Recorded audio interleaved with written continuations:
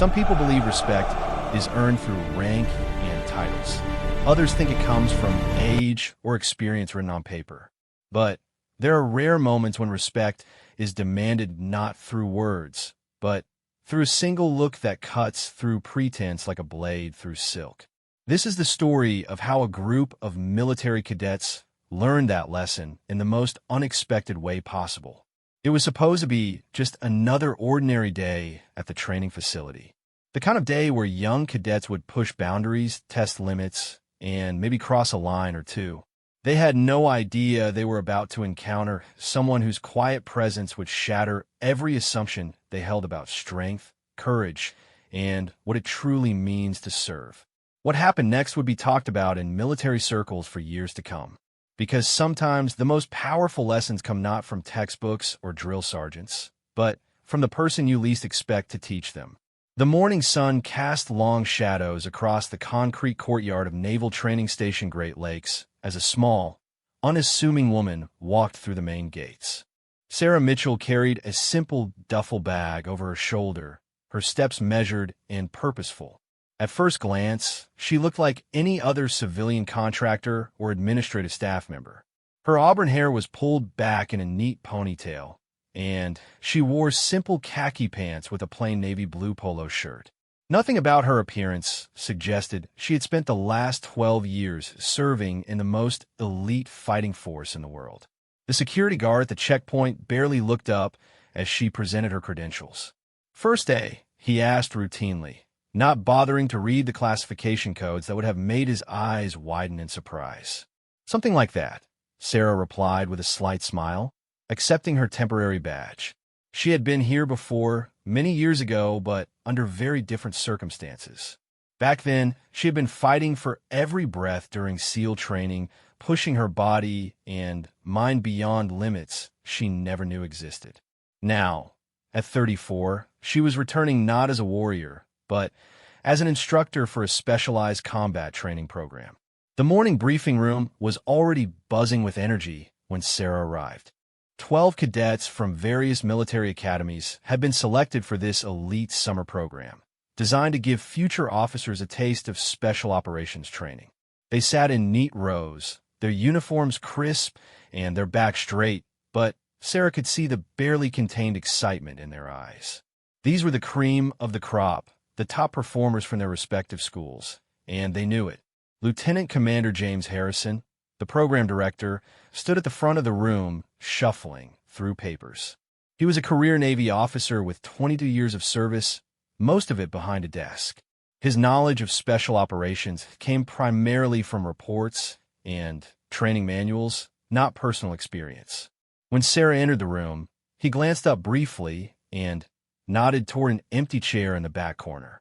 "Take a seat anywhere," he said dismissively, assuming she was a secretary or administrative assistant. "We'll start the morning briefing in just a moment." Sarah settled into the chair without correcting his assumption. She had learned long ago that sometimes it was better to observe before revealing who you truly were. From her position in the back, she had a perfect view of the cadets who would be under her instruction for the next 8 weeks. The group was predominantly male, with only 2 women among the 12. Most appear to be in their early 20s, their faces still holding traces of teenage bravado mixed with military discipline. They carried themselves with the confidence that came from excelling in academic environments. But Sarah could tell they had never truly been tested under real pressure. Cadet Marcus Thompson sat in the front row, his chest puffed out slightly as he whispered to his neighbor about his family's military legacy. His grandfather had been a Marine Corps general, his father a Navy captain, and Marcus clearly believed his bloodline guaranteed his success.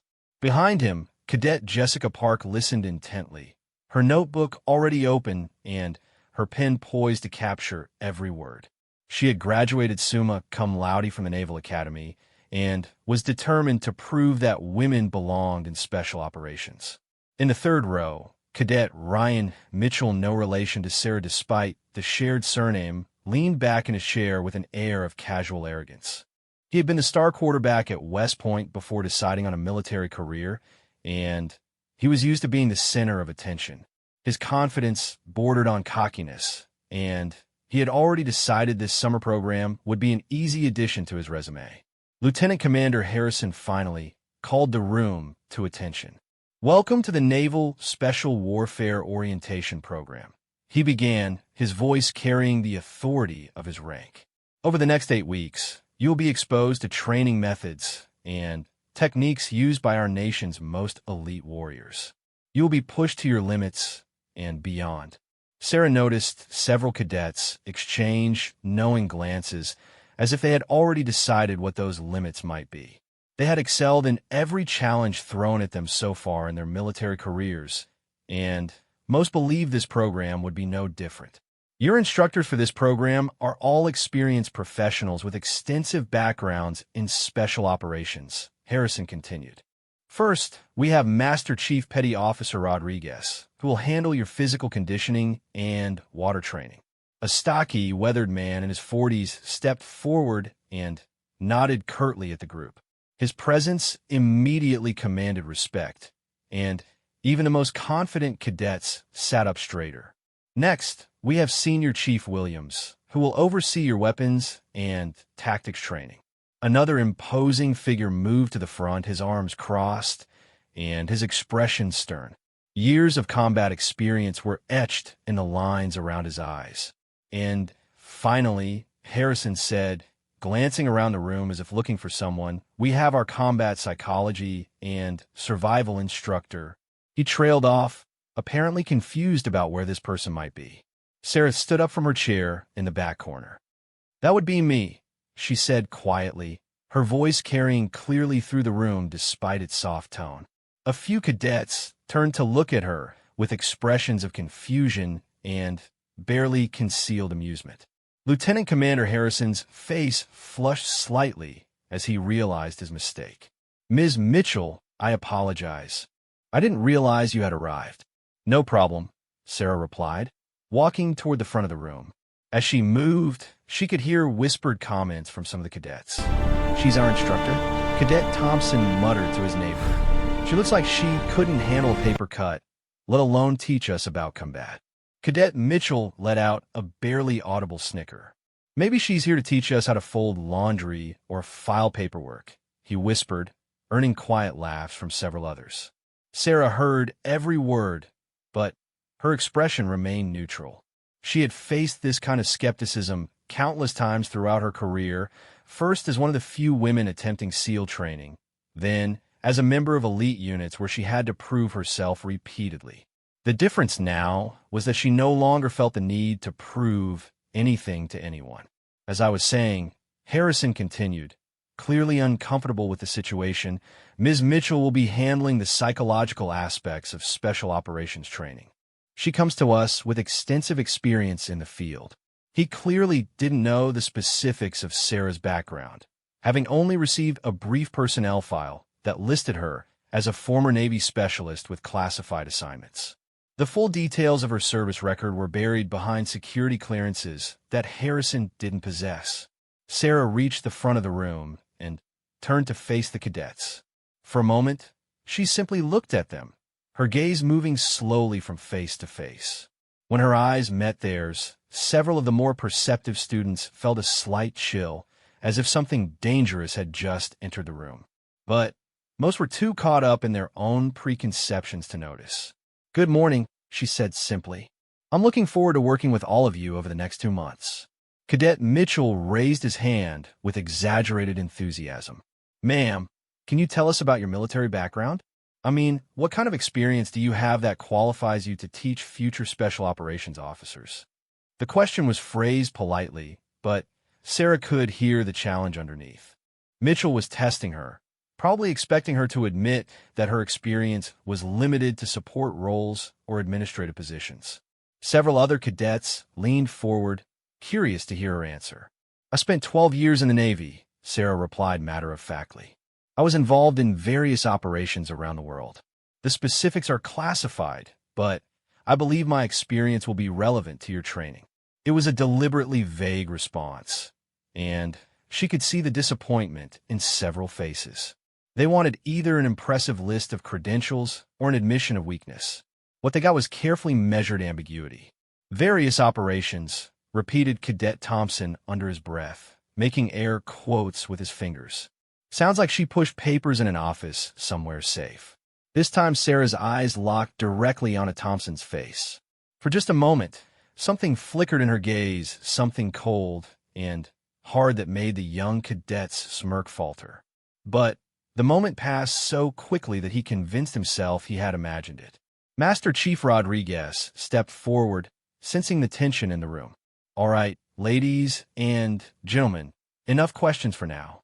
You'll have plenty of time to get to know your instructors over the coming weeks. Right now, we need to cover the basics of what you can expect from this program." For the next hour, the 3 senior instructors outlined the training schedule. Physical conditioning would begin at 0500 each morning, followed by classroom instruction, practical exercises, and field training.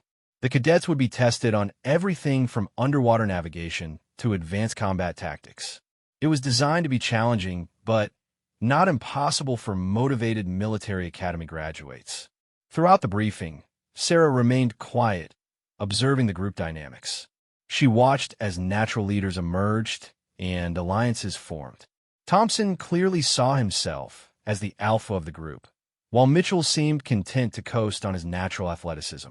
Jessica Park took careful notes on everything, determined not to miss any detail that might give her an edge. But Sarah also noticed things the other instructors missed. The slight tremor in Cadet Williams' hand suggested he might be dealing with anxiety beneath his confident exterior. Cadet Johnson kept glancing toward the exits, a sign of someone who felt trapped or overwhelmed.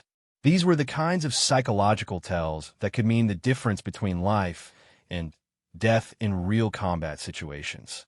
When the briefing concluded, the cadets were dismissed for lunch and told to report to the gymnasium at 1,400 hours for their first physical assessment. As they filed out of the room, Sarah heard snippets of conversation that confirmed her initial impressions. "This is going to be easier than I thought," Mitchell was saying to a small group that had gathered around him. "If that woman is supposed to be our big challenge, we're in for a joke of summer." "I don't know," replied Cadet Davis, one of the quieter members of the group. "Something about her seems different." "Did you see her eyes when Thompson was talking?" "You're imagining things," Thompson interjected. "She's probably some former logistics officer who knows someone in the Pentagon. They had to fill the instructor slot with a woman for diversity reasons, and she was the best they could find." Sarah listened to their conversation without changing expression. She had heard variations of the same comments throughout her career, and they no longer had the power to anger or hurt her. Instead, she felt something closer to pity for these young people who thought they understood the world based on such limited experience. As the last cadets left the room, Lieutenant Commander Harrison approached Sarah with an apologetic expression. "I'm sorry about the confusion earlier," he said. "Your personnel file doesn't include many details about your service record." "It's not a problem," Sarah replied. "I prefer to let my work speak for itself." Harrison nodded, though he still seemed uncomfortable. "Is there anything specific you need for your training sessions? Special equipment or materials?" Sarah considered the question for a moment. "I'll need access to the confidence course and the tactical training facility. And I'd like to set up some scenario-based exercises in the woods behind the base. Nothing too elaborate, just some basic survival situations." "Of course, whatever you need." Harrison paused, then added hesitantly, "Some of these cadets can be challenging. They're used to being the best, and they don't always respond well to criticism or correction." "Understand," Sarah said with a slight smile. "Don't worry about me, Commander. I can handle a few overconfident cadets." After Harrison left, Sarah remained alone in the briefing room for several minutes. She looked out the window at the training facilities where she would soon be putting these young officers through their paces. In her mind, she was already planning the lessons. She would teach them lessons that would go far beyond anything they could learn from textbooks or classroom instruction. The cadets thought they knew what to expect from her based on their first impressions. They saw a small, quiet woman who seemed out of place among the hardened military instructors. What they didn't know was that appearances could be fatally deceiving in the world Sarah came from. Over the next few hours, she would begin to show them just how much they didn't know about themselves, about combat, and about what it truly meant to serve in the most dangerous situations imaginable. But first, she would let them continue believing they had her figured out. Sometimes the best lessons came from shattered assumptions. As Sarah finally left the briefing room and headed toward the dining facility, she reflected on the irony of her situation. These cadets were training to become officers in special operations units, but they had never encountered someone who had actually lived that life. They were about to get their first real education in what it meant to be a warrior, not from books or lectures, but from someone who had earned that title through blood, sweat, and countless nights in hostile territory where survival depended on skills they couldn't even imagine yet. The afternoon would bring their first practical lesson, and Sarah was already looking forward to seeing how quickly their confidence would crumble when faced with real challenges. Not because she wanted to humiliate them, but because only through that humbling experience could they begin to understand what they would need to become if they truly wanted to serve at the highest levels of military service. The gymnasium felt like a cathedral of physical conditioning, with its high ceilings and rows of exercise equipment gleaming under the fluorescent lights. When the cadets arrived at precisely 1,400 hours, they found the three instructors waiting for them in the center of the polished wooden floor. Master Chief Rodriguez stood with his arms crossed, his weathered face showing no emotion. Senior Chief Williams checked items off a clipboard with military precision, and Sarah Mitchell sat quietly on a bench nearby, wearing simple athletic clothes that made her look even smaller next to her imposing colleagues. Cadet Thompson immediately took charge of organizing his fellow students into formation, clearly establishing himself as their unofficial leader. "Come on, people," he called out with authority that seemed natural to him. "Let's show them what Naval Academy discipline looks like." The 12 cadets arranged themselves in neat rows, their posture straight, and their attention focused forward. They had all excelled in physical fitness tests at their respective academies, and most assumed this assessment would be little more than a formality. After all, they had been competing against other elite students their entire military careers, and they had consistently come out on top. Master Chief Rodriguez stepped forward, his voice carrying the gravitas that came from decades of military service. "Today's assessment will measure your current fitness levels and identify areas where improvement is needed," he announced. "You will rotate through 6 stations: push-ups, pull-ups, sit-ups, rope climbing, obstacle course, and swimming. Each station will test different aspects of your physical capabilities." Sarah remained seated on her bench, apparently content to let the senior enlisted men handle the initial testing. Several cadets glanced in her direction, wondering what role she would play in the physical assessment. Some assumed she was just there to observe and take notes for psychological evaluations later. "Questions?" Rodriguez asked, scanning the formation of eager faces. Cadet Mitchell raised his hand with a confident grin. "Master Chief, will we be competing against each other for rankings? Or is this purely individual assessment?" "Everything you do here will be recorded and evaluated," Rodriguez replied.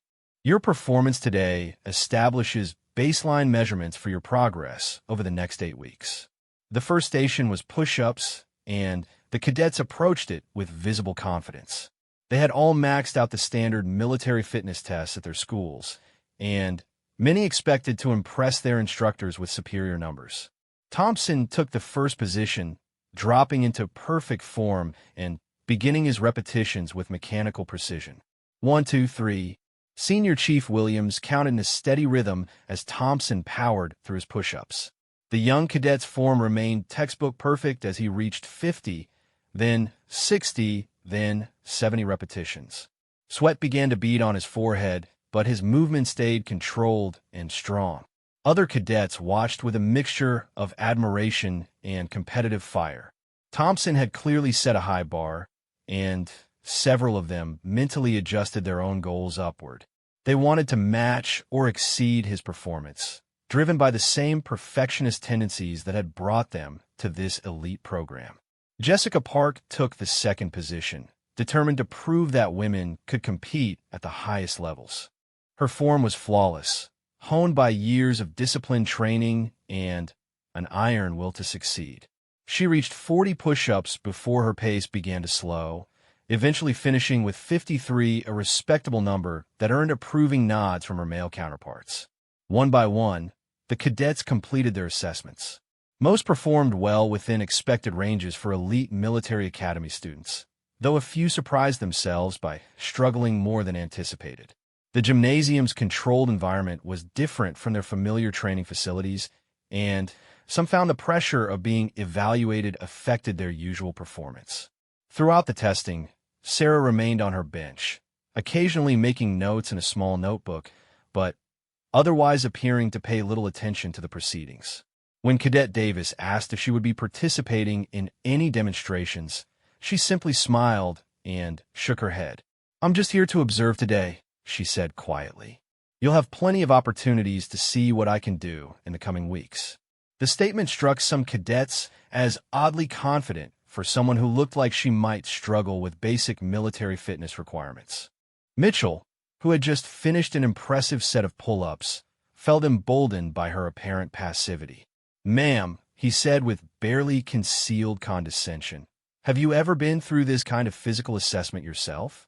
I mean, do you have personal experience with the standards we're being held to?" It was a direct challenge wrapped in a polite question, designed to expose what he assumed were Sarah's limitations. Several other cadets stopped their preparations to listen, sensing that an interesting dynamic was developing. Sarah looked up from her notebook, meeting Mitchell's gaze with calm eyes. "I've been through a few assessments in my time," she replied evenly. "Different standards, different circumstances, but yes, I have some experience with physical testing." Her answer was deliberately non-committal, providing no details that would satisfy Mitchell's curiosity. She could have told him about the grueling selection process for SEAL training, where she had competed against men who outweighed her by 50 pounds or more. She could have described the monthly fitness tests that special operations units administered, with standards that made regular military requirements look like warm-up exercises. But instead, she chose to let him continue operating under his false assumptions. The rope climbing station provided the first real surprise of the afternoon. What looked like a straightforward test of upper body strength and technique turned out to be far more challenging than most cadets expected. The ropes were thicker than the ones they had trained on at their academies, and the ceiling was higher than they were used to climbing. Cadet Williams, who had looked confident throughout the previous stations, struggled to make progress up the rope. His technique was adequate, but he lacked the specific conditioning needed for this type of movement. Halfway to the top, his grip began to fail, and he was forced to slide back down with rope burns on his hands and a red face from exertion.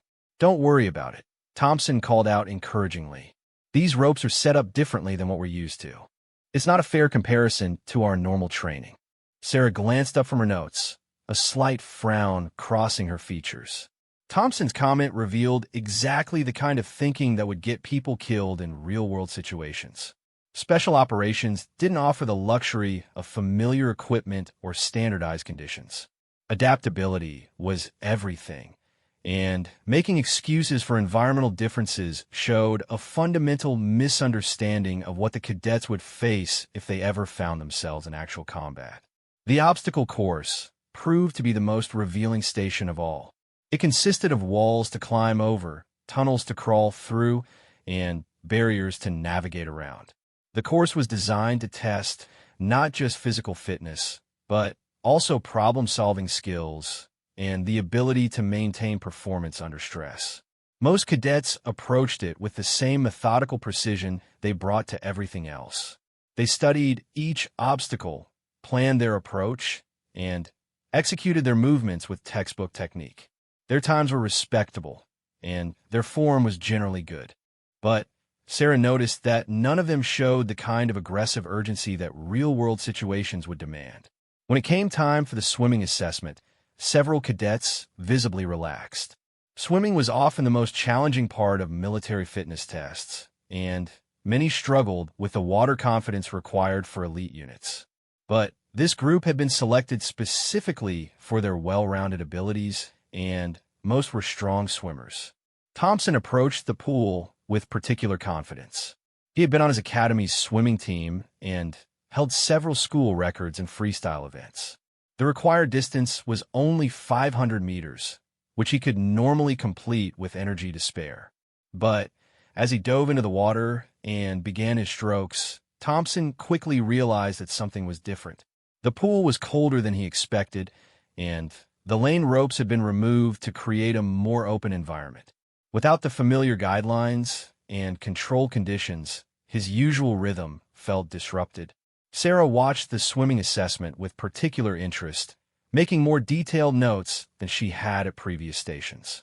Water was where many special operations candidates discovered their true limitations, and it revealed aspects of psychology that dry land exercises couldn't expose.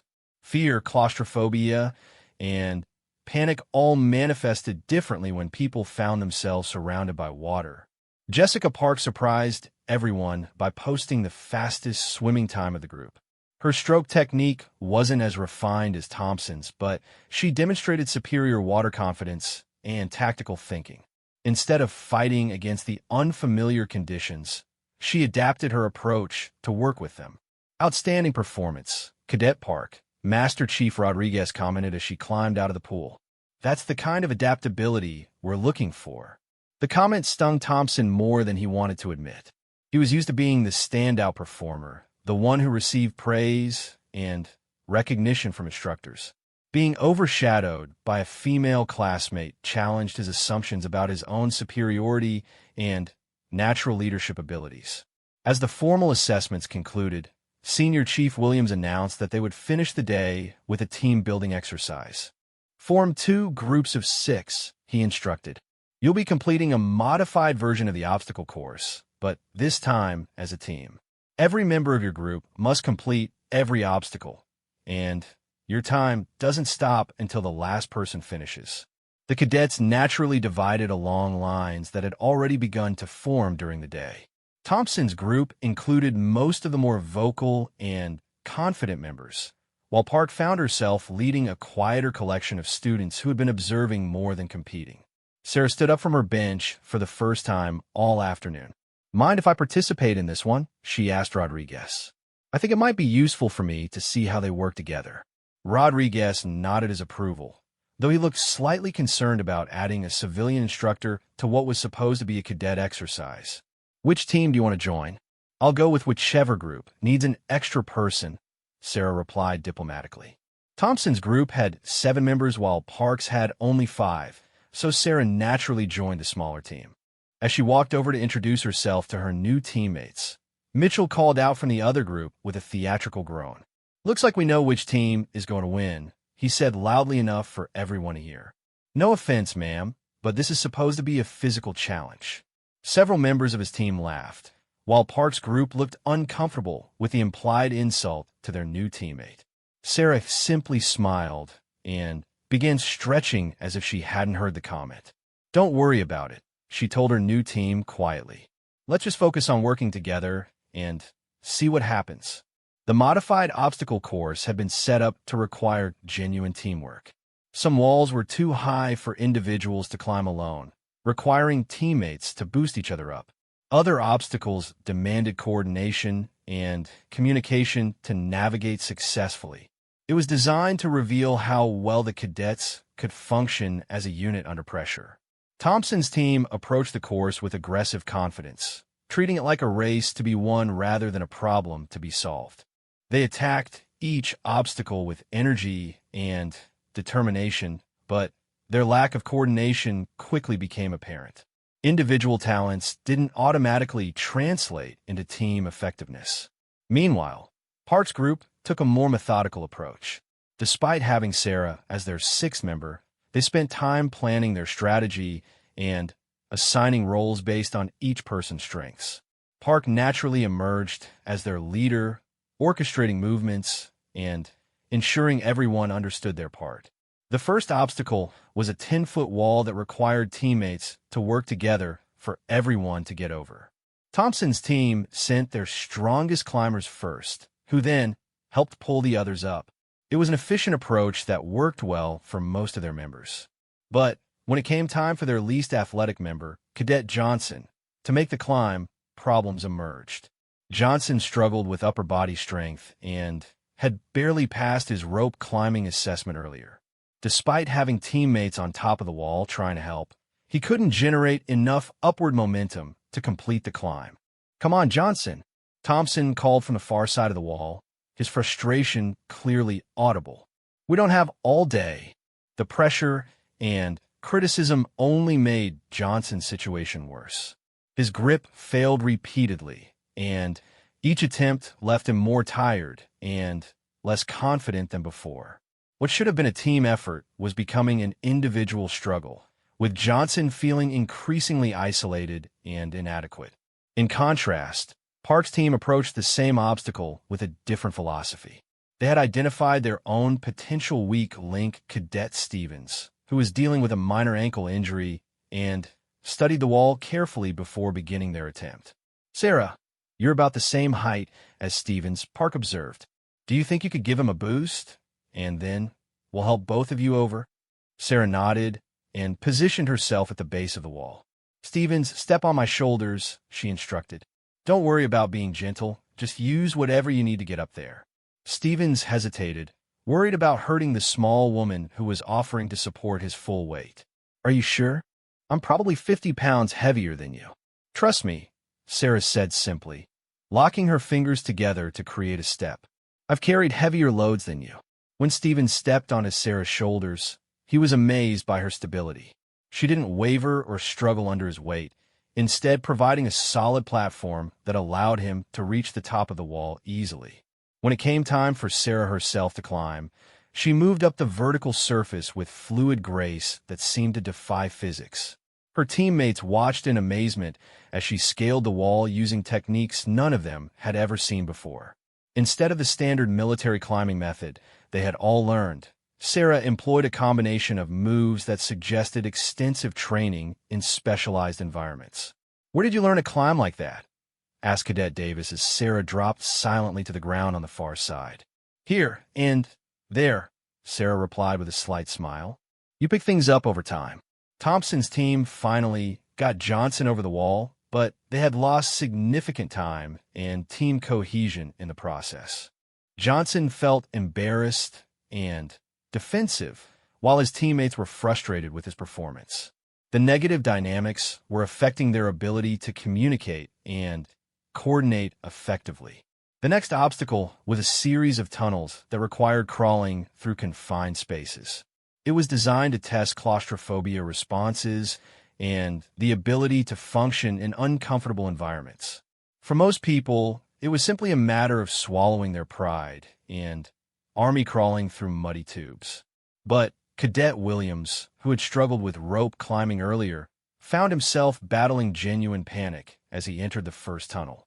The confined space triggered an anxiety response that he had managed to hide during previous assessments.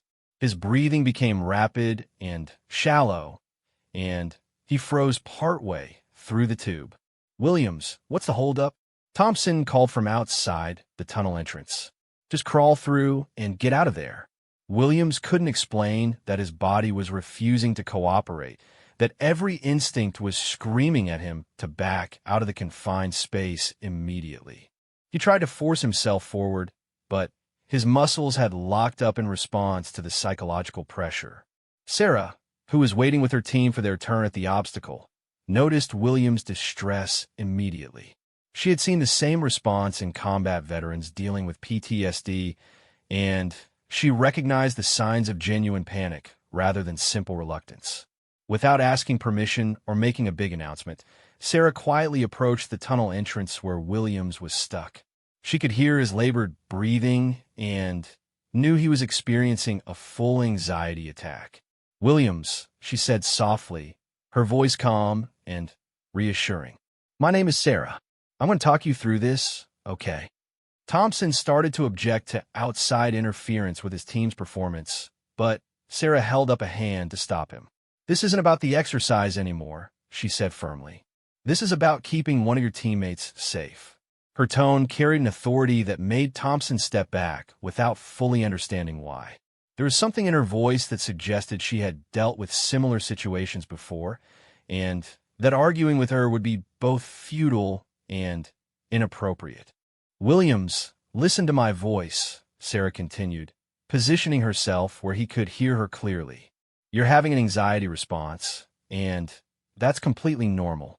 It doesn't mean anything is wrong with you, and it doesn't mean you can't get through this." She began walking Williams through a breathing technique designed to counteract panic responses. Her instructions were specific and confident, delivered with the kind of calm authority that suggested extensive training in crisis management. "Breathe in for 4 counts, hold for 4 counts, breathe out for 6 counts," she instructed. "Focus only on the numbers and my voice. Don't think about where you are or what you're doing, just count and breathe." Slowly, Williams' breathing began to normalize. The trapped feeling that had overwhelmed him started to recede as he focused on Sarah's steady guidance. After several minutes, he was able to begin moving forward again, eventually emerging from the tunnel with his composure restored. Thompson and his teammates watched the interaction with a mixture of confusion and grudging respect. They had been ready to write Williams off as weak or inadequate, but Sarah had demonstrated that his problem was treatable and manageable. More importantly, she had shown a level of practical knowledge that none of them possessed. "How did you know how to do that?" Park asked Sarah as their teams regrouped between obstacles. "You encounter all kinds of situations in military service," Sarah replied vaguely. "Sometimes people need help managing stress responses. It's not uncommon." Her answer was technically accurate, but completely understated the reality of her experience. Sarah had talked dozens of teammates through similar psychological crises, usually while under enemy fire or in other life-threatening situations. What the cadets had just witnessed was a routine application of skills she had developed during years of high-stress operations. The remaining obstacles tested different combinations of physical and mental challenges. A rope bridge required balance and nerve, while a series of walls demanded creative problem-solving to navigate efficiently. Both teams struggled at times, but the dynamics within each group began to shift as the exercise progressed. Thompson's team started to gel better once they realized that raw individual performance wasn't enough to guarantee success. They began communicating more effectively and supporting their weaker members instead of viewing them as liabilities. Johnson, in particular, found renewed confidence as his teammates adjusted their approach to work with his limitations rather than around them. Park's team had started with better coordination, but they faced their own challenges as fatigue set in and individual differences became more apparent. Sarah's presence had initially been seen as a potential weakness, but her consistent performance and tactical knowledge gradually shifted their perspective. When both teams finally completed the course, the time difference was much smaller than anyone had expected. Thompson's group had finished slightly faster, but Park's team had demonstrated superior teamwork and problem-solving throughout the exercise. Master Chief Rodriguez gathered both groups for a debrief session as the afternoon training session concluded. "What did you learn from this exercise?" he asked, looking around the circle of tired but thoughtful faces. "That individual fitness doesn't automatically translate to team performance," Jessica Park offered. "We had to learn how to use everyone's strengths and compensate for weaknesses." "Good observation," Rodriguez nodded. "Thompson, what's your takeaway?" Thompson considered his answer carefully. "I learned that leadership isn't about being the strongest or fastest person," he admitted. "It's about helping your team succeed, even when that means slowing down or changing your approach." Sarah listened to their responses with interest. The cadets were beginning to grasp concepts that would be crucial for their future military careers, but she knew they had only scratched the surface of what they would need to understand. As the group prepared to leave the gymnasium, Mitchell approached Sarah with a somewhat sheepish expression. "Ma'am, I wanted to apologize for some of my comments earlier," he said quietly. "I guess I made some assumptions that weren't very professional." Sarah appreciated the gesture. though she knew his change of heart was based more on confusion than understanding. "No worries, Cadet Mitchell," she replied. "First impressions can be deceiving. I'm sure we'll all learn things about each other that surprise us over the next few weeks." Her words carried a weight that Mitchell didn't fully comprehend, but something in her tone suggested that the surprises were far from over. As the cadets headed to the showers and evening meal, several of them found themselves reconsidering their initial assessment of their quiet instructor. Sarah remained behind to help the other instructors reset the equipment for the next day's training. As she worked, Rodriguez approached her with a thoughtful expression. "That was good work with Williams today," he said. "Where did you learn those anxiety management techniques?" Sarah continued coiling rope as she answered. "You pick things up when you work with people under stress," she said. "Military service puts people in situations where panic responses can be dangerous. Learning to manage them becomes pretty important." Rodriguez nodded, though he sensed there was much more to the story than Sarah was revealing. "These cadets are going to need a lot of guidance over the next few weeks," he observed. "They're talented, but they don't really understand what they're getting into." "No," Sarah agreed, testing the security of a knot she had just tied. "But they will." There was something almost ominous in her quiet confidence, as if she knew exactly what lessons lay ahead and how difficult they would be for these young officers to absorb. The day's training had been just the beginning, a gentle introduction to concepts that would soon become much more challenging and much more real. As Sarah finally left the gymnasium that evening, she reflected on the progress the cadets had made in just one afternoon. They were beginning to question their assumptions and recognize their limitations, which was always the first step toward genuine growth. But she knew that the real tests were still to come, and that some of them would struggle far more than they could possibly imagine. The next few weeks would strip away their comfortable illusions about military service and force them to confront realities they had never considered. And Sarah would be there to guide them through every difficult lesson, drawing on experiences that would both inspire and terrify them once they finally understood the true extent of what she had survived. 3 weeks into the program, the cadets had settled into a demanding but manageable routine. Physical training at dawn, classroom instruction in the morning, practical exercises in the afternoon, and evening study sessions that stretched well into the night. Their bodies had adapted to the increased physical demands, and their minds had begun to absorb the theoretical frameworks behind special operations tactics. But Sarah Mitchell knew they were living in a carefully controlled bubble, insulated from the chaos and unpredictability that defined real combat situations. It was time to introduce them to a different kind of stress, one that would reveal the gaps between their academic understanding and their actual capabilities under pressure. The day started like any other, with the familiar sound of reveille echoing across the base at 0500 hours. The cadets assembled in formation for their morning physical training, expecting another session of running, calisthenics, and obstacle course work. Instead, they found Sarah waiting for them alone in the pre-dawn darkness, wearing full military fatigues instead of her usual athletic attire. "Good morning," she said quietly as they formed up in front of her. "Today we're going to do something different. You've been training in controlled environments for 3 weeks, following predetermined schedules and predictable routines. Real operations don't offer that luxury." The cadets exchanged glances, uncertain about what this meant for their training. Sarah's demeanor was more serious than they had seen before, and there was an intensity in her voice that made them pay closer attention.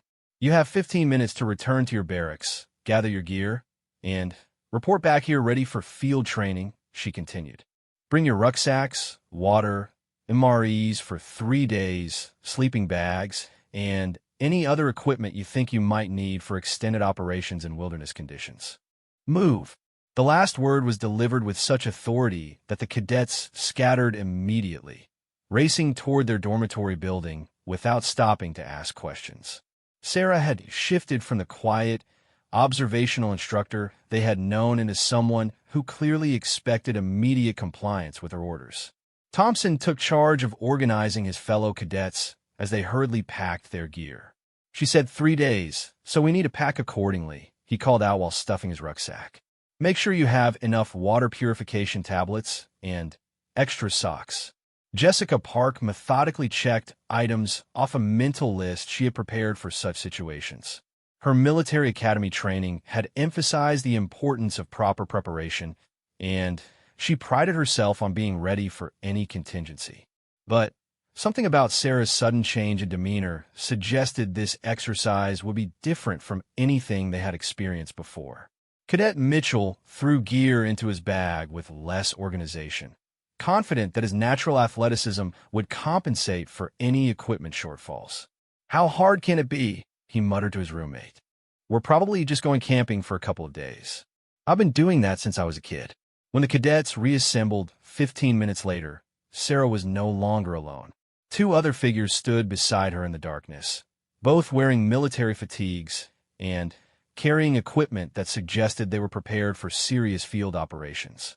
The cadets couldn't make out their faces in the dim light, but their posture and bearing indicated extensive military experience.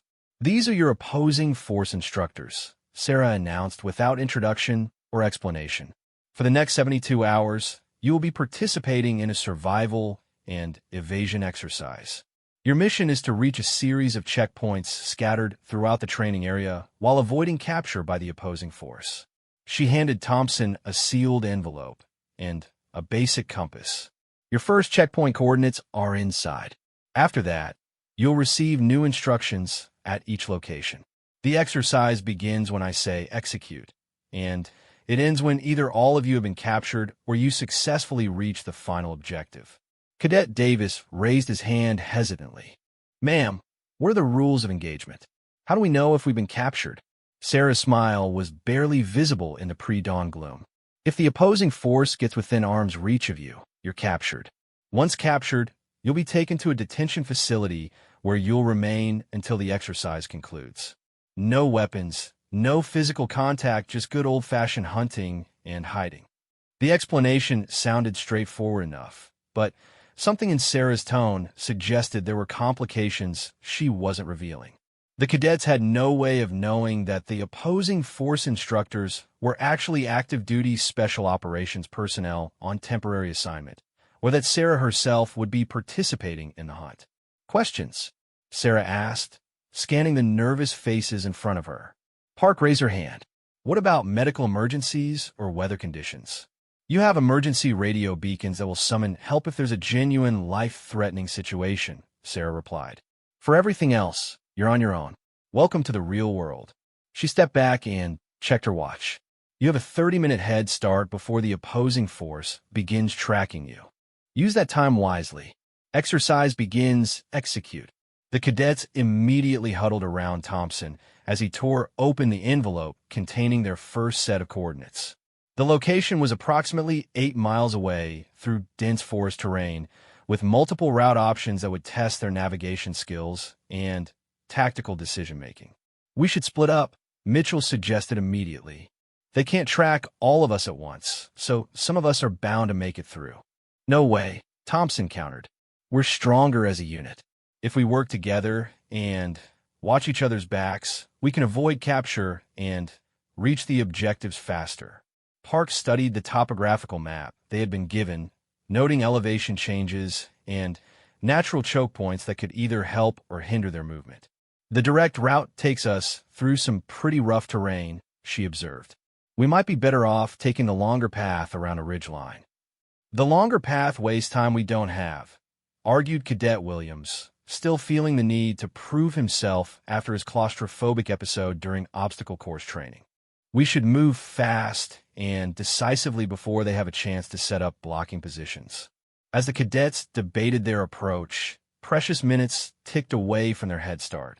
They were falling into one of the classic traps of group decision-making under pressure, trying to achieve consensus when quick action was more important than perfect planning. Finally, Thompson made an executive decision.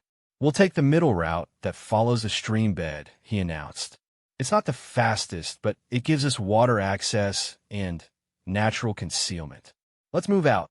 The group set off into the forest just as the first hints of dawn began to appear on the horizon.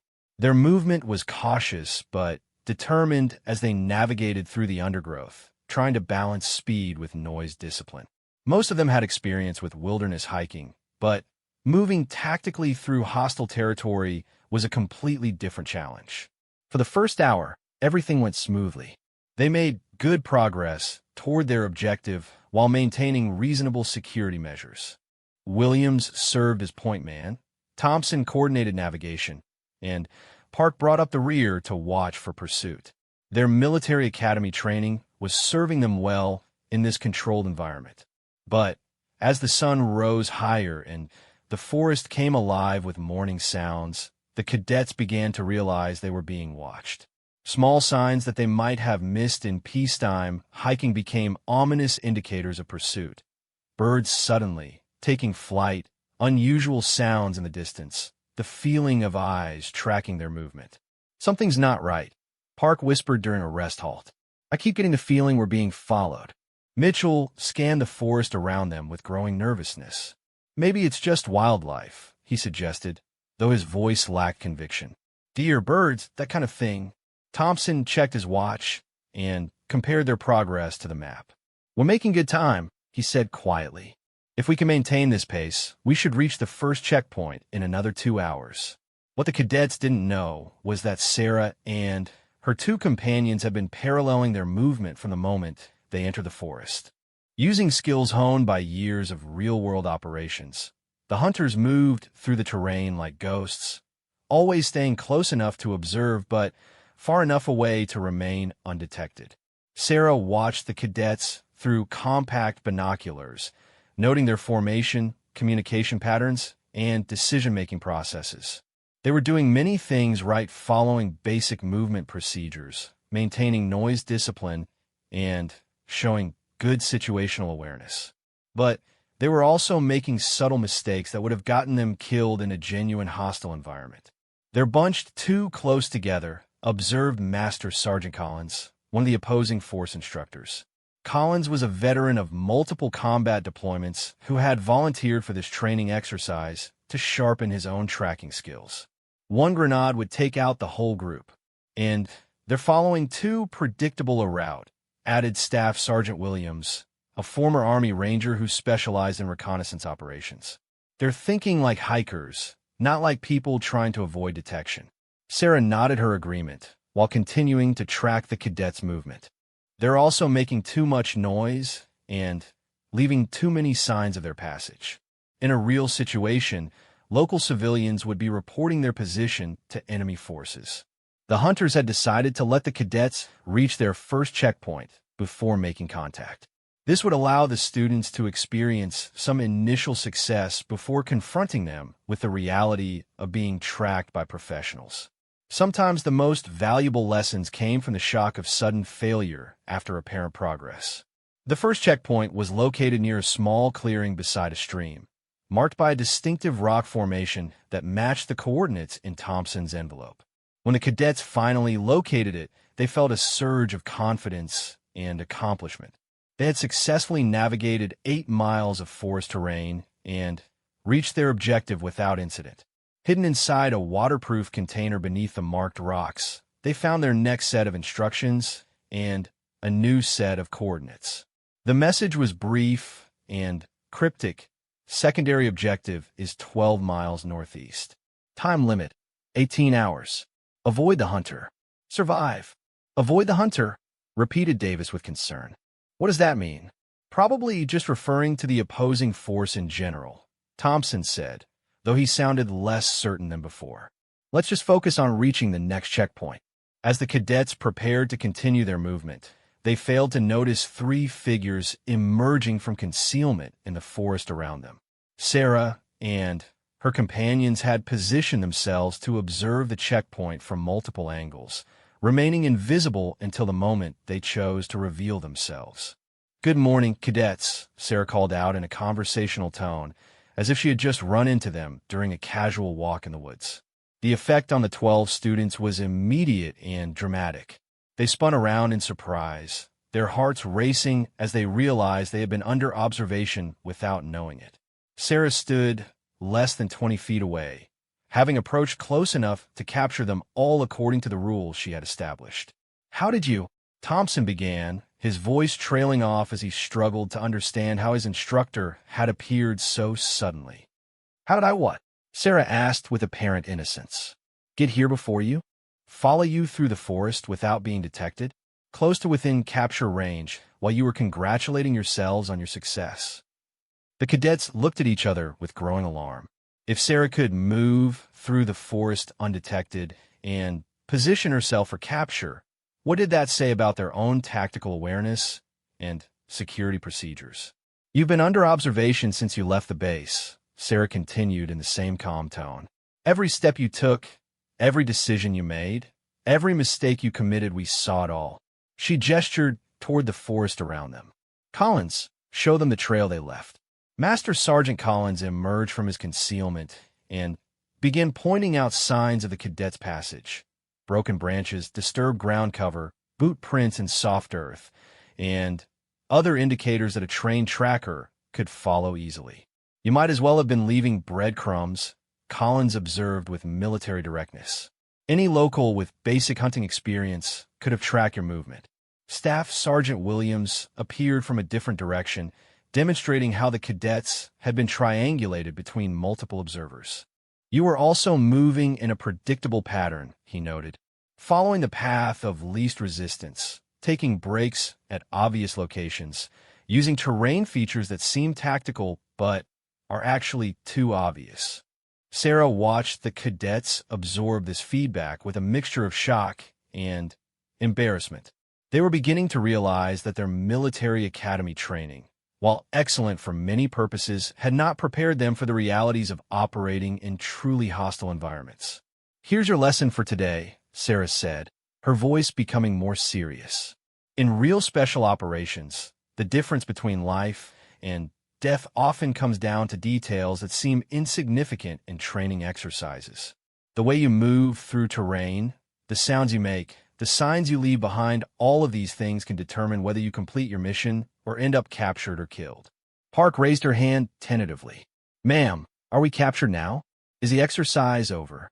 Sarah's smile was enigmatic. "You're not captured yet," she replied. "We could have taken you, but we chose not to. Consider this a warning. The real hunt begins now." She checked her watch and stepped back into the forest edge. "You have a 5-minute head start before we begin tracking you again. This time, we won't be so generous. Move smart, move quietly, and remember that everything you do from now on could determine whether you survive the next 72 hours. As Sarah and her companions melted back into the forest, the cadets stood in stunned silence. Their confidence had been shattered in a matter of minutes, and they were beginning to understand that this exercise would be far more challenging than anything they had experienced before. "What do we do now?" asked Johnson, his voice betraying the anxiety that all of them were feeling. Thompson looked at the coordinates for their next objective, then at the faces of his fellow cadets. "We learn," he said quietly. "We figure out how to move like they do, think like they do, and maybe we can avoid capture long enough to complete the mission." But even as he spoke the words, Thompson suspected that they were already fighting a losing battle against opponents whose skills and experience far exceeded anything they could match. The real question wasn't whether they could outrun or outwit their pursuers. It was how much they could learn from the experience before inevitable capture taught them the final lesson about the difference between training and reality. As the cadets hastily shouldered their packs and prepared to continue their movement, none of them noticed the small electronic devices that had been discreetly attached to their equipment during the brief encounter. Sarah and her team wouldn't need to rely solely on tracking skills to follow their prey. They would know exactly where the cadets were at all times. But the real purpose of the exercise wasn't to test the cadets' ability to evade capture. It was to force them to confront their own limitations and begin developing the mindset that would be necessary for genuine special operations work. By the time the 72 hours concluded, they would have a very different understanding of what it meant to operate in hostile territory and the level of skill required to survive in that environment. The hunt was just beginning, and the lessons would only get harder from here. 18 hours into the survival exercise, only 6 cadets remained uncaptured. The others had been systematically hunted down and eliminated from the exercise through a combination of superior tracking skills, tactical positioning, and what felt like an almost supernatural ability to predict their movements. Those who remained free were exhausted, demoralized, and beginning to question everything they thought they knew about military operations. Thompson's leadership group had been reduced to himself, Park, Davis, and Johnson after Mitchell, and Williams had been captured during a poorly executed river crossing attempt. The remaining cadets moved through the forest like hunted animals, jumping at every sound and second-guessing every decision. "We need to find somewhere to rest," whispered Davis as they crouched behind a fallen log during what they hoped was a safe moment. Dark circles under his eyes testified to a sleepless night spent trying to evade capture while navigating toward their objectives. "We can't stop," Thompson replied, though his own exhaustion was evident in his voice. "Every time we pause, they seem to close in on us. It's like they can read our minds." Park studied the map with a small red-filtered flashlight, trying to identify their current position relative to the next checkpoint. "We've covered maybe 6 miles since yesterday morning," she observed. "At this rate, we'll never reach the final objective before the time limit expires." Johnson sat silently against a tree, his head in his hands. He had been struggling with the psychological pressure of constant pursuit, and his teammates could see that he was approaching his breaking point. "Maybe we should just give up," he suggested quietly. "This isn't realistic training, it's psychological torture." The comment hung in the air between them, expressing what they all were thinking but hadn't wanted to admit. Nothing in their military academy education had prepared them for the stress of being systematically stalked by an opponent who seemed to possess almost supernatural tracking abilities. What the cadets didn't know was that their pursuers were monitoring their conversation through the electronic surveillance devices that had been placed on their equipment. Sarah sat in a camouflage position less than 100 meters away, listening to their discussion through high-quality audio equipment while tracking their exact location on a GPS display. "They're reaching their psychological breaking point," she reported quietly into her radio microphone. "Johnson is exhibiting signs of severe stress reaction, and the others are losing cohesion as a unit." Master Sergeant Collins responded from his overwatch position on the ridge above them. "Do you want to take them now, or let them continue struggling?" Sarah considered the question while observing the cadets through her night vision scope. "Let's see how they respond to the next challenge," she decided. "They're about to encounter something that will either break them completely or force them to find inner resources they didn't know they possessed." The challenge Sarah referred to was approaching through the forest from the east. A team of role players dressed as enemy soldiers, equipped with realistic but harmless weapons and trained to simulate a hostile patrol. The scenario was designed to test how the cadets would respond when their training exercise suddenly seemed to become a life-or-death situation.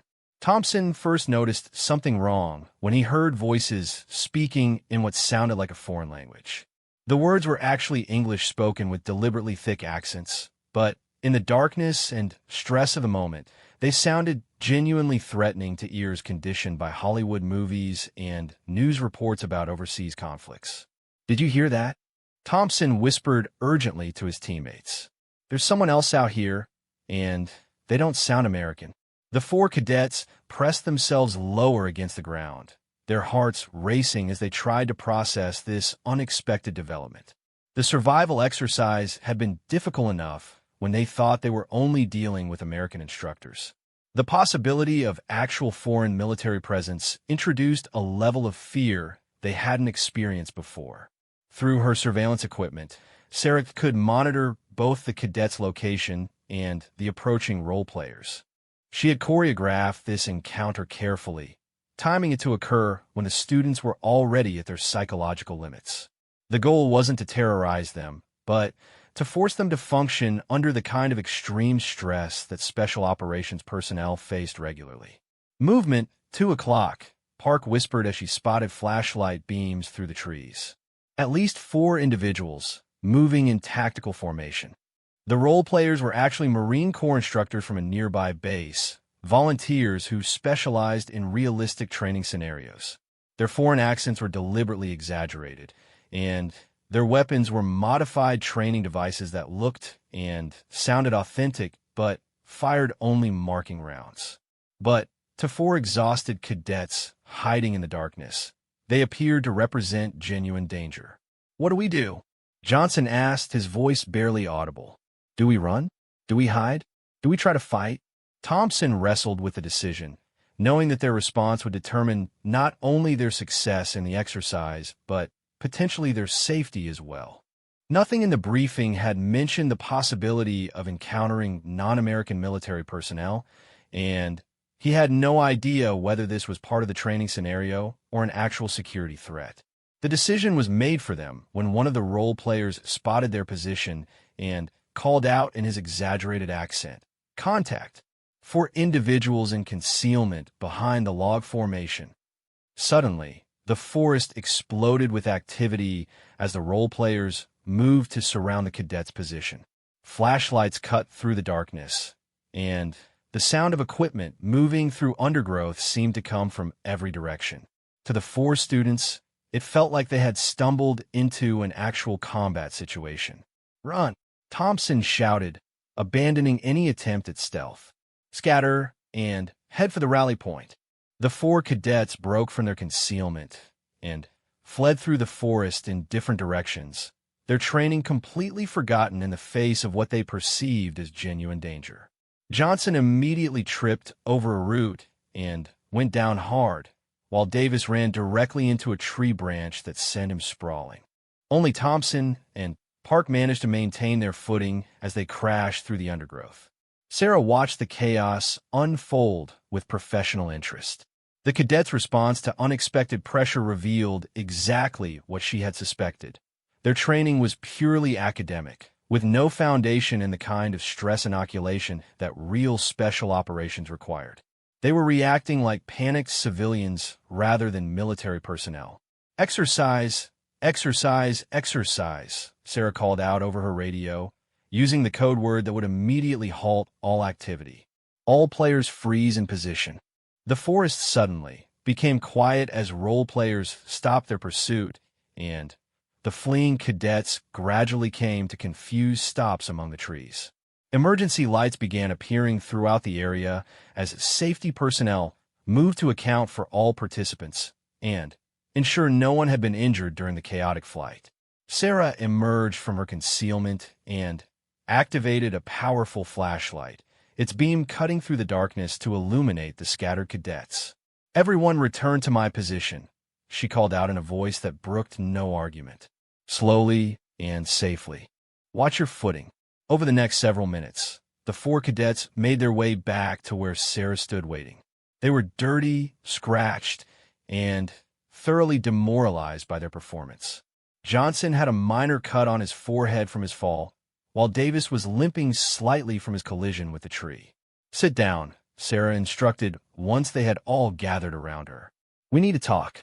The role players had withdrawn to a discreet distance, but the cadets could see them removing their equipment and talking quietly among themselves. The realization that the entire encounter had been a training scenario only added to their sense of failure and embarrassment. "What just happened here?" Sarah asked, her tone neutral but demanding honesty. Thompson struggled to find words that would explain their complete breakdown under pressure. We panicked," he finally admitted. "When we heard what sounded like foreign voices, we assumed we were in actual danger. So you abandoned your training, broke unit cohesion, and fled through the forest without any tactical consideration for your own safety or mission completion," Sarah summarized. "Is that an accurate assessment?" The cadets nodded miserably, unable to defend their actions. Everything Sarah had said was true, and they all knew it. Their response to unexpected stress had been a complete failure by any military standard. Park raised her head to look directly at Sarah. "Ma'am, nothing in our training prepared us for that kind of scenario. We've never been in a situation where we thought we might be in actual danger." "I know," Sarah replied quietly. "And that's exactly the problem. She gestured toward the darkness around them. You've spent your entire military careers in controlled environments, surrounded by safety regulations and predictable challenges. Your fitness tests have predetermined standards, your academic examinations have known answers, and your practical exercises have clear boundaries between simulation and reality. Sarah began walking slowly around the group as she continued her explanation. Special operations don't offer those luxuries. When you're operating in hostile territory, you never know when a training exercise becomes a life or death situation. The people hunting you aren't instructors with your best interests at heart. They're enemies who want to capture, torture, or kill you. Johnson wiped blood from his forehead with a shaking hand. How is anyone supposed to function under that kind of pressure?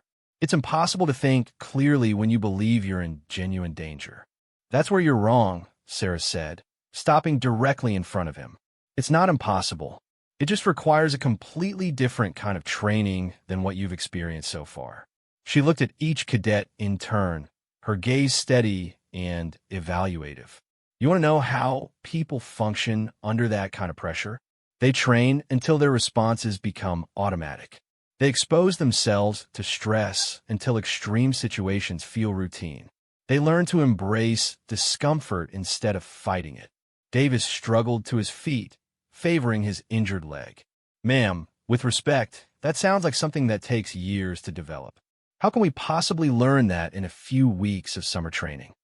Sarah smiled for the first time since the exercise had begun, but it wasn't a comforting expression. You can't, she said simply.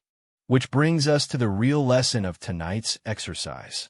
She activated her radio and spoke briefly to someone on the other end.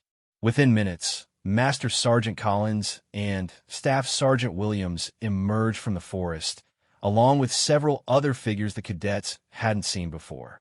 As they approached the group, the students began to realize that they had been under much more extensive observation than they had imagined. Cadets, Sarah announced, I'd like you to meet the rest of your opposing force. These are active-duty special operations personnel who volunteered their time to participate in your training exercise. The introductions that followed were overwhelming. Navy SEALs, Army Rangers, Air Force Special Tactics personnel, and Marine Corps Special Operations Command representatives had all contributed to the elaborate scenario that had been constructed around the cadets' training. Your performance over the past 18 hours has been recorded and analyzed by some of the most experienced operators in the U.S. military, Sarah continued. They've evaluated your movement techniques, decision-making processes, stress responses, and team dynamics under pressure. Thompson felt a growing sense of dread about what this evaluation might have revealed. What was their assessment? He asked reluctantly. One of the Navy SEALs, a senior chief with multiple combat deployments, stepped forward to answer. With respect, sir, your performance would have resulted in mission failure and probable casualty in any real-world scenario, he said bluntly. Your noise discipline, route selection, security procedures, and stress management all require significant improvement. The words hit the cadets like physical blows. They had entered this program confident in their abilities and proud of their academic achievements. To be told by actual special operations professionals that they would have failed in real situations was devastating to their self-image. Park gathered her courage to ask the question they were all thinking. Is that normal? Do most people fail when they first encounter this kind of training? Sarah answered before the SEAL could respond. Yes, she said simply. Failure is the beginning of real education in this field. Everything you've experienced tonight, discomfort, confusion, fear, exhaustion, that's just the starting point for special operations training. She gestured toward the assembled special operations personnel around them. Every one of these operators failed repeatedly during their initial training. They fell out of runs, quit during exercises, made mistakes that would have gotten people killed in real situations. The difference between them and most people isn't that they didn't fail, it's that they learned from failure and kept going. Johnson looked up from where he sat, nursing his injured forehead. Ma'am, how do you know so much about special operations training? I mean, your personnel file said you're former Navy, but Sarah looked at him for a long moment, then made a decision that would fundamentally change how the cadets viewed the rest of their training experience. Because, she said quietly, I didn't just observe special operations training. I completed it. The statement created a moment of complete silence as the cadets tried to process what they had just heard. Thompson was the first to find his voice. Ma'am, are you saying you went through SEAL training? Sarah nodded once. Blood/S Class 234, she confirmed. I was one of 13 people who completed the course out of an initial class of 147. And one of only 2 women to complete SEAL training in the first decade. It was open to female candidates. The revelation hit the cadets like a physical shock. The quiet, unassuming instructor they had been dismissing for weeks was actually one of the most elite military professionals in the world. Everything about their interactions with her suddenly took on a completely different meaning. Park stared at Sarah with new understanding. That's how you knew how to help Williams during the tunnel exercise, and how you could climb walls like that during the team challenge, and why you could move through the forest without us hearing you. All the techniques I'll be teaching you over the remaining weeks of this program, Sarah continued. I learned the hard way, under much more difficult circumstances than anything you'll experience here. The difference is that my instructors weren't trying to help me succeed, they were trying to eliminate me from the program. Davis struggled to reconcile this new information with his previous assumptions. Why didn't you tell us this from the beginning? Why let us think you were just a support instructor? Sarah's smile was genuine this time. Because I wanted to see how you would respond to challenges when you thought you were dealing with someone you considered weak or unqualified. Your initial reactions told me a lot about your character and your readiness for the real training that was to come. She looked around at the assembled special operations personnel, then back at the exhausted cadets. These operators didn't come here just to hunt you through the forest, she explained. They came to evaluate whether you have the potential to join their ranks someday. Tonight's exercise was your initial screening. Thompson felt a mixture of excitement and terror at the implication. Screening for what? For the advanced phase of this program, Sarah replied. Everything you've done so far has been preparation. The real training starts tomorrow, and it will be unlike anything you've experienced in your military career so far. She gestured toward the forest around them. You'll learn to move through hostile territory without detection. You'll learn to function under extreme physical and psychological stress. You'll learn to make life or death decisions with incomplete information and no time for analysis. Johnson raised his hand tentatively. Ma'am, what if we're not ready for that level of training? What if we can't handle it? Sarah's expression became serious again. Then you'll discover that special operations isn't for you, and you'll pursue other military careers that are better suited to your capabilities, she said honestly. Not everyone is cut out for this work, and there's no shame in recognizing your limitations. She paused to let that sink in before continuing. But if you choose to continue, if you decide to push through the discomfort and fear and exhaustion that you felt tonight, then you might discover capabilities within yourself that you never knew existed. The cadets sat in contemplative silence, trying to process everything they had learned about their instructor, about themselves, and about the true nature of the training they had signed up for. The comfortable assumptions that had carried them through the first weeks of the program had been completely shattered. Park was the first to speak. Ma'am, assuming we decide to continue with the advanced training, what should we expect? Sarah looked at her with something approaching respect. Even after the night's devastating lessons, Park was already thinking ahead to the next challenge rather than dwelling on her failures. You should expect to be pushed beyond every limit you think you have, Sarah replied. Physical, mental, emotional, you'll discover weaknesses you didn't know existed, and you'll learn to function despite them. She stood up and shouldered her equipment. You should also expect to discover strengths you never knew you possessed. The human capacity for adaptation and growth under extreme conditions is remarkable, but it can only be unlocked through experiences that force you beyond your comfort zone. Master Sergeant Collins stepped forward. The transport vehicles are waiting to take you back to base, he announced. You have tonight to decide whether you want to continue with the advanced phase of training. Anyone who chooses to withdraw will be transferred to other programs with no negative impact on their military careers. As the cadets slowly gathered their equipment and began walking toward the extraction point, Sarah fell in a step beside Thompson. "What are you thinking?" she asked quietly. Thompson considered the question carefully before responding. "I'm thinking that I have no idea what I'm getting myself into," he admitted. "But I'm also thinking that this is the first time in my military career that I've encountered training that might actually prepare me for real-world situations." Sarah nodded approvingly. "That's exactly the right attitude," she said. "The people who succeed in special operations aren't the ones who never experience fear or doubt. They're the ones who learn to function effectively despite fear and doubt." As the group made their way through the forest toward the waiting vehicles, each cadet wrestled with their own private decision about whether to continue. The comfortable world of academic military training was behind them now, and ahead lay challenges that would either break them or forge them into something entirely different. For Sarah, watching these young officers grapple with their first real taste of authentic military pressure was both satisfying and concerning.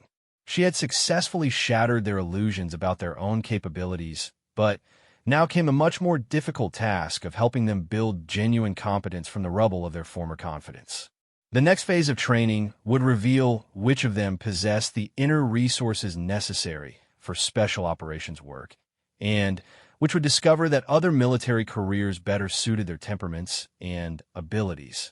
But regardless of the outcome, none of them would ever again underestimate the difference between academic preparation and real-world readiness. 5 weeks later, the transformation was remarkable.